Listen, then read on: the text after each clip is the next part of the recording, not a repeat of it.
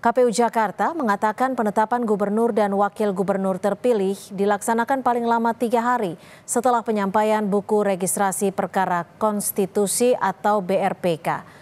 Komisioner KPU Jakarta Dodi Wijaya bilang penyampaian buku registrasi perkara konstitusi atau BRPK kemungkinan dilakukan pada 3 Januari 2025.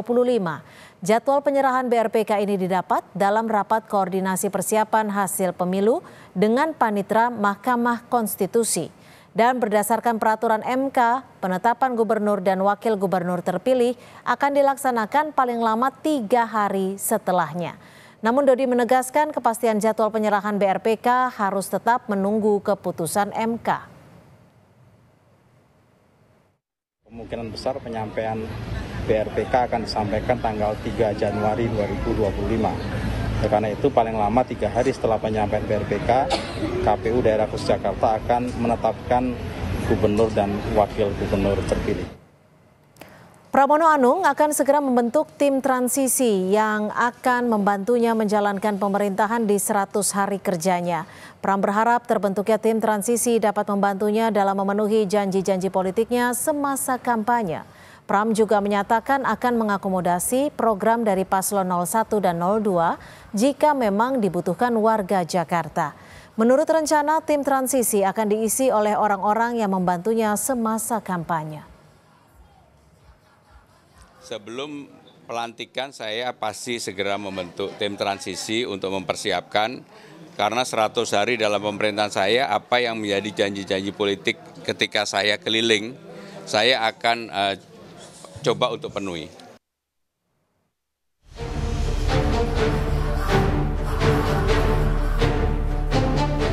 Calon Gubernur Jakarta nomor urut 3, Pramono Anung, mengucapkan terima kasihnya kepada Presiden Prabowo Subianto karena mengawal kontestasi Pilkada Jakarta dan mengawal persaingan tetap kondusif. Pramono bilang, secara khusus dirinya mengucapkan terima kasih kepada Presiden Prabowo Subianto yang telah membuat persaingan Pilkada di Jakarta bisa menjadi role model atau wilayah percontohan yang baik bagi daerah lain.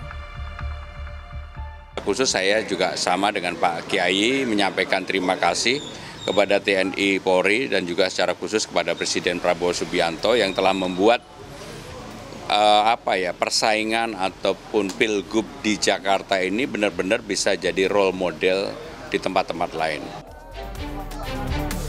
Sementara itu, setelah diwacanakan akan mengajukan gugatan sengketa pemilu ke Mahkamah Konstitusi, calon gubernur dan calon wakil gubernur nomor urut 1, RK Suswono, akhirnya mengakui kemenangan Pramono Rano di Pilgub Jakarta. RK bilang, keputusan ini merupakan hasil musyawarah bersama.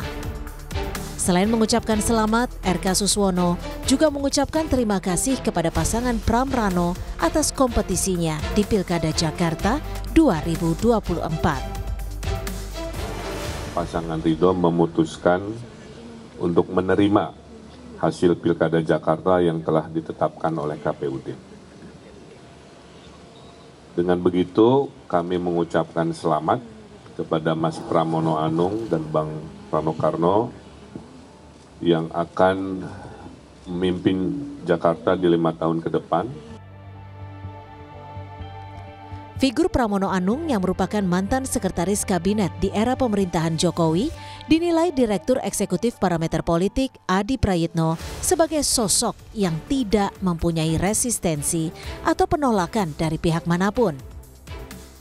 Hal inilah yang membuat sosok Pramono Anung dapat diterima oleh Joko Widodo dan Prabowo Subianto yang merupakan pendukung pasangan calon gubernur RK dan Suswono. Pramono juga dinilai sebagai pihak yang dapat bekerja sama dengan pemerintahan pusat jika kelak memimpin Jakarta.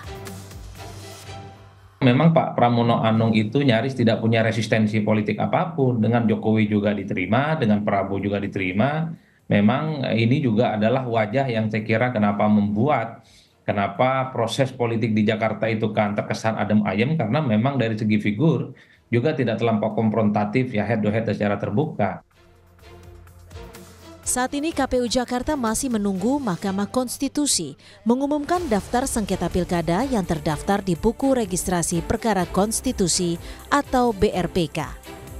jika dalam BRPK MK tidak ada gugatan sengketa Pilkada Jakarta, maka KPU dapat melakukan penetapan gubernur dan wakil gubernur Jakarta terpilih untuk periode 2024 hingga 2029. Tim Liputan, Kompas TV.